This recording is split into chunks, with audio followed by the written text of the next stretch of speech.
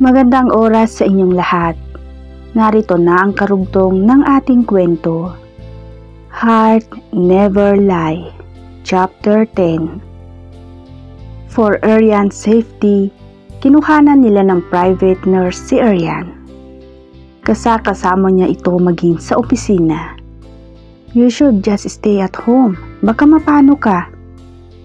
Ani Arlene sa kapatid. Ate, magaan lang naman ito. Alright, tawagan mo kaagad ako kapag may nararamdaman ka ha. Don't worry too much ate, I will take care of myself and for my baby. Isa pa, may nurse naman ako. Sige, alalahanin mo ang bilin ng Dr. Arian. Oo ate, salamat sa lagi mong pagdalaw. Wala yun. Pauwi na rin naman sila mami. They will come to see you, maybe the day after tomorrow. Napangiti si Arian. Siguradong tuwang-tuwa ang kanilang mga magulang sa kanyang pagbubuntis. Sa kabilang banda, oh, mabuti naman at nalala mo pa akong dalawin. Saad ni Jackie. Pwede ba Jackie, stop overreacting? Kailangan ba araw-araw kitang puntahan? Norman, dati lagi kang nandito. Noon yun. Bakit? Hindi na pwede ngayon? Jackie, kailangan din ako ng asawa ko. Yung asawa mong hindi ka mabigyan ng anak. Pumunta ako rito to tell you na hindi na muna ako makakadalaw rito ng madalas. Buntis ang asawa ko, Jackie. Magkakaanak na kami. Ano? You heard me, right? Paano naman tayo ang magiging anak natin? Magkakaanak lang ako sa'yo. Pero walang tayo. Itatak mo yan sa isip mo. Ganun na lang yon. Matapos mo akong anakan? Dahil iyon ang usapan, hindi ba? Sa magiging bastardo o bastarda ang anak natin?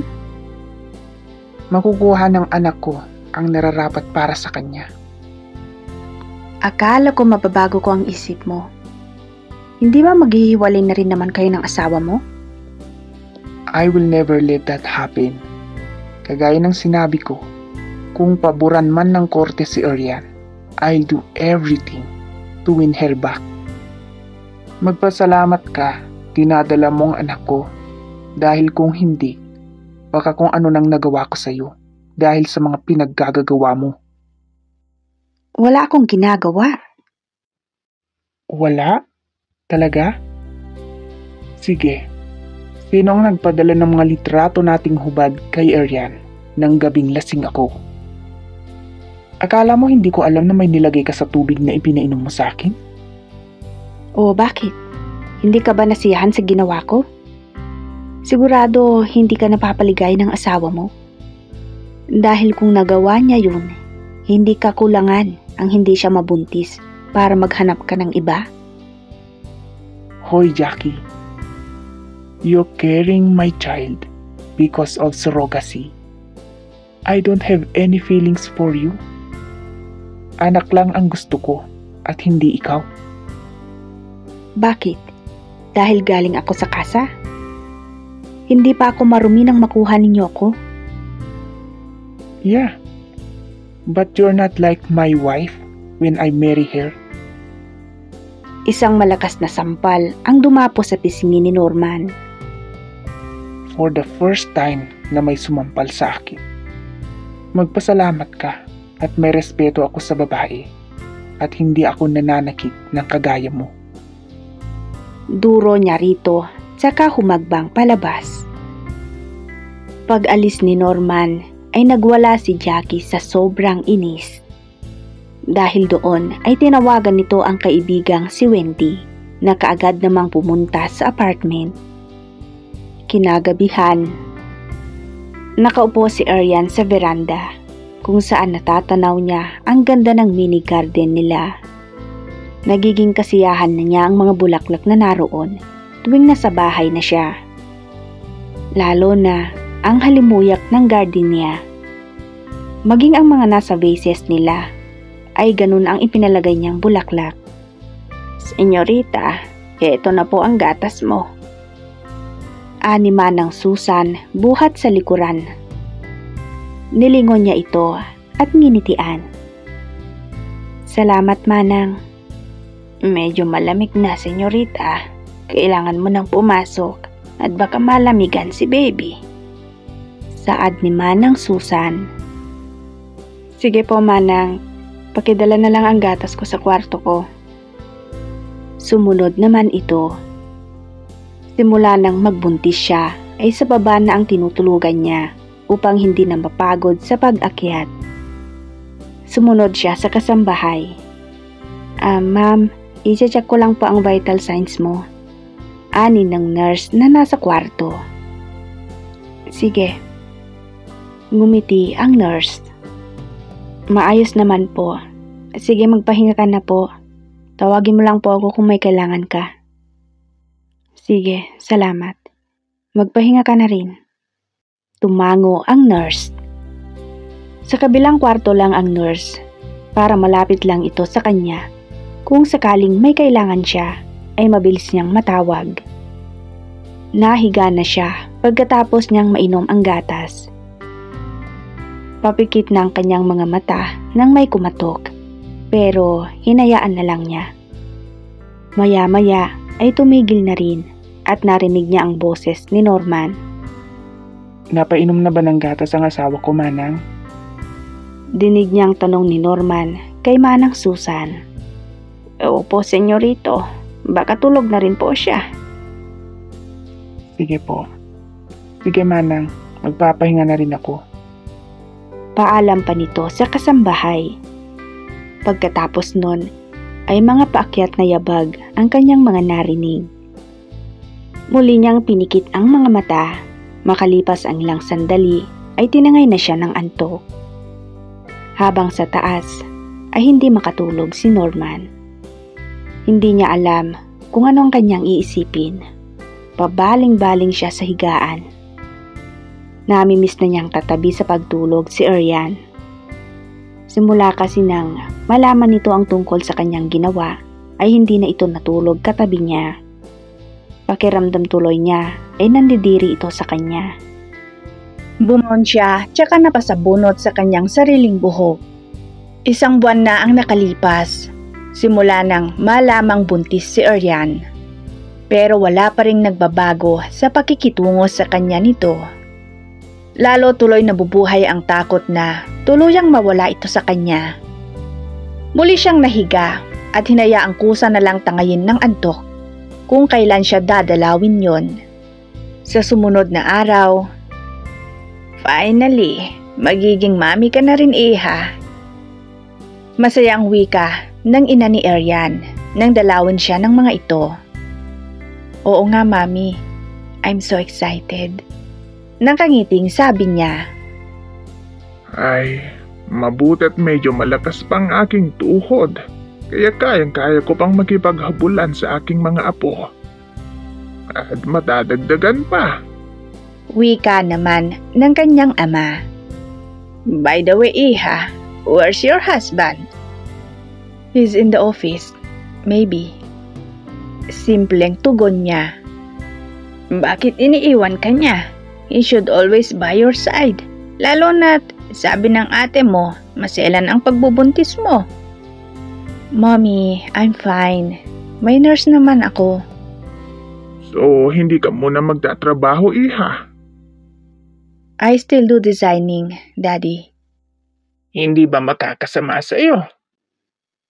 Hindi naman, Daddy. Hindi naman yun stressful eh.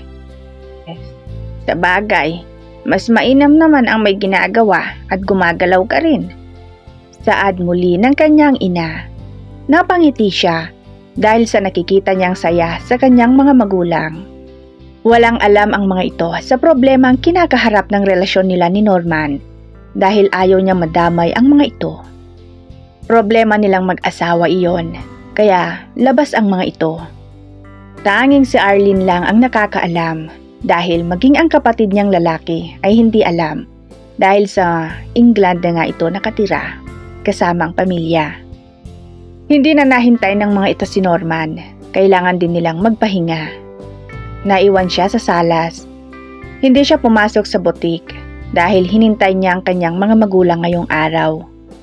Nahaplos niya ang kanyang sinapupunan at saka siya napangiti.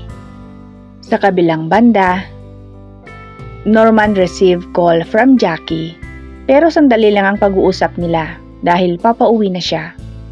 He wants to talk to Ariane. Makalipas ang ilang sandali ay gumarahe na ang sasakyan. Kaagad niyang hinanap si Ariane. Samantala, nagkalat ang mga gamit sa sahig ng apartment ni Jackie. Ano bang pinagkagagawa mo? Anong nangyayari sa'yo? Si Wendy nakararating. Visit! Magkasunod na bigkas ni Jackie. Ano bang problema mo ha? Wendy, buntis ang asawa ni Norman. Magkakaanak na sila. O tapos, anong masama ron? Magiging bastarda ang batang dinadala ko. Wala nang pag-asang mapakasalan ako ni Norman. Gaga ka kasi. Babayaran niya ako kapag naisilang ng bata at sila ang magiging magulang nito. Iyon naman pala eh. Noon yun. Ngayon iba na. Ang sabi niya, magkukuha ng bata ang nararapat. Bakit ka nagwawala? Magkakaanak na sila. Sigurado hindi na niya kukunin sa poder niya itong anak namin. Anong plano mo ngayon? Hindi ko alam. Gusto kong magpakalunod sa alak. Ano? Buntis ka. Sige na. May bar dyan sa malapit. Samahan mo ko. Ayaw mo sa club? Pwede rin. Namimiss ko na rin doon. Sige. Pero hindi ba talaga pupunta yun rito? Hindi.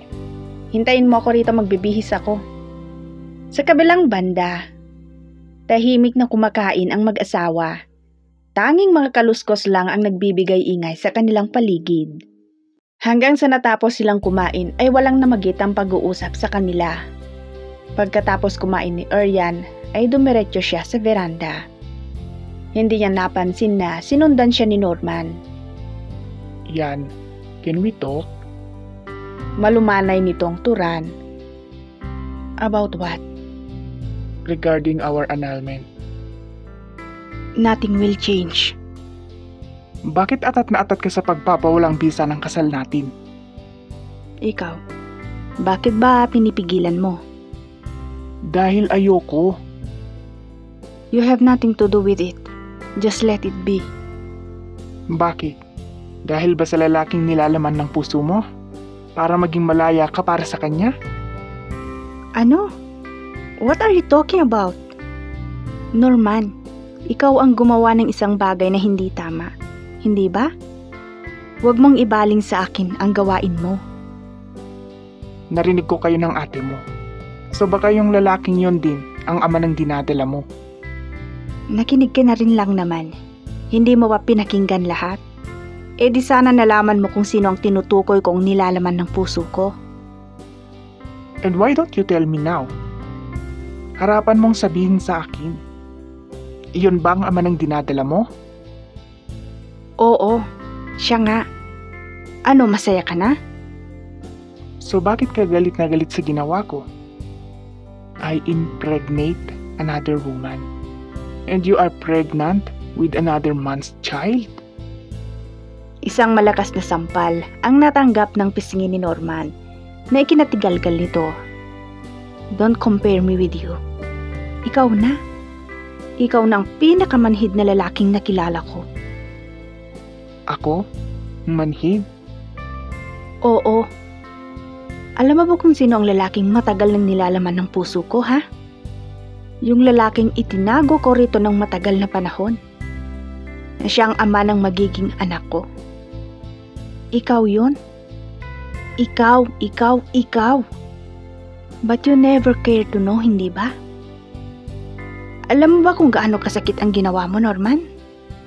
Walang kasing sakit. Dinurog mo ang pagkatao at pagkababae ko. You lose your hope and faith Arian, Alam mo, kahit 1% ng pag-asa lang ang meron ako, panghahawakan ko. You heard what the doctor said, hindi ba? She never said na hindi ako magkakaanak. natakot lang ako na maiwan mag-isa. Why did I marry you in the first place if I'm going to leave you? May pinangako ako. May pangako akong binitawan. May pangako akong sinunpaan, di ba? Don't worry. Hindi ko pinagsisisihan na minahal kita. Ang pinagsisisihan ko ay naniwala ako sa mga pangako mo. He's trying to grab her close to him, pero umiwas si Arian at iniwan ito sa veranda. Ma'am Arian, nadugo ka po. Pulalas ng nurse pagpasok niya sa kwarto. Tsaka pa lang niya napansin ang dugong umagos sa kanyang mga binti. Nurse, tawagan mo ang ate ko. Sandali, ma'am. Tatawagin ko ang asawa ninyo. Kailangan madala kayo sa ospital. Natatarantang ani ng nurse at lumabas ito at tinawag si Norman. Walang sinayang na sandali si Norman. Wala nang nagawa si Arian, kundi ang hayaang buhatin siya nito. Habang nasa sasakyan ay tinawagan ng nurse si Arlene. Pilit pinapakalma ni Arian ang sarili habang lulan ng sasakyan. Makalipas ang halos kalahating oras, tulog si Arian nang dumating sila Arlene. Ano bang nangyari? Usisa nito sa kanyang bayaw. Huminga siya ng malalim. These are all my fault. Kapag may nangyari sa mag-ina ko, papatayin ko ang sarili ko. Saad ni Norman. Magsasalita pa sana si Arlene pero dumating ang doktor ni Arian. They are okay, pero please, iwasan ninyong ma-stress ang pasyente. Baka sa susunod na mangyari pa ito, makukunan na siya ng tuluyan. And worse, pareho silang mawala. Her pregnancy is risky. Dinagundong ng kaba si Norman. Ito ang kinatatakutan niya at ayaw niyang mangyari sa mag-ina niya. He could not bear to lose them. Bumaling si Arian kay Norman pag-alis ng doktor. Wala siyang magagawa kundi ang hayahan ito sa tabi niya. Nagkakagulo. May mga nag-aaway sa loob ng club kung saan naroon si Jackie at Wendy. Hindi nila alam kung saan sila lulusot dahil nag-uunahan ng magsilabasan ang mga tao. Makaiwas lang sa nagliliparang mga bote ng alak na binabato ng dalawang grupo na nagkakagulo. Wendy, anong gagawin natin? Huwag kang bibitaw sa akin. Sabi ko kasi sa'yo, sa bar na lang tayo sa malapit eh. Ngayon mo pa ako sisisihin. Mali ko bang magkakagulo rito? Halika na, bilisan mo. Ani Wendy at hinila si Jackie. Subalit, may bumangga na kung anong matigas na bagay sa babae at hindi na napaghandaan ang iba pang bagay. Wendy, aray! Daing nito na may kasunod pang bumagsak sa kanya. Iyon na ang huling pangyayari na nakita nito. Kasunod nyon ang pag-agos ng dugo na siyang nasilayan ng kaibigan nito. Natataranta na ito, hindi alam kung anong gagawin sa kaibigang duguan. Umaagos na ang dugo sa mga binti nito. Jackie! Ano ang kahihinatnan ng nangyari kay Jackie? Abangan ang karugtong.